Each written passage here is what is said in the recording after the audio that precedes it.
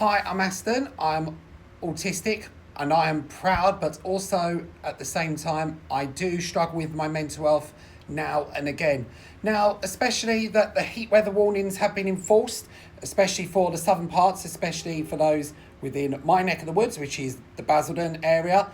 Not just Basildon itself, mostly everywhere in the southern parts. That does include London as well. But parents and guardians for someone who's looking after for someone with autism there, be aware that they may have what they call fatigue there, which might mean they go into a meltdown, especially during the heat side of things there. So make sure you give them plenty of water, but bearing in mind, if it's at school, teachers as well, please be accepting if a meltdown happens, but at the same time, make sure you give them that time out and make them relaxed in a way as well, because the heat can take a toll on the body there on that front there, and also the mind of autism. So that's the sensory side of things there.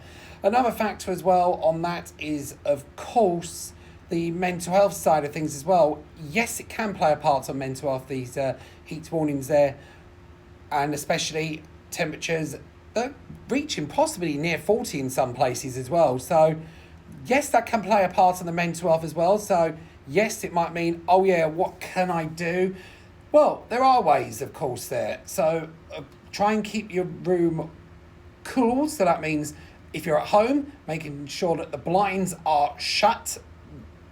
Also, as well, get into the cool place of the house as well, i.e. living room, kitchen, anywhere that's not exposed to the sun too much there, because that is another factor there.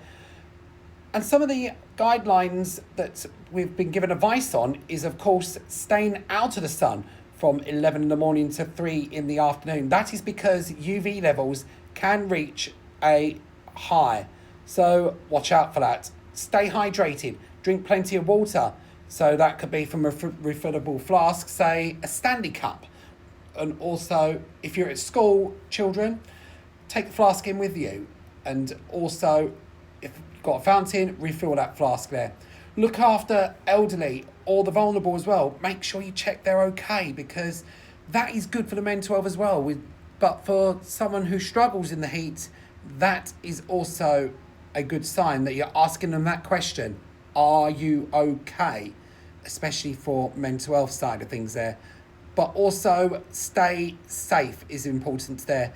So that being said, follow the guidelines by going to gov.uk or even nhs.uk as well to how to beat the heat there. But for further checks on autism as well, you can visit any of the charity websites like Anna Kennedy Online, the National Autistic Society to name some, and mental health charities, say like Mind is a big one as well. So make sure you check those websites out and also get further resources alongside it as well.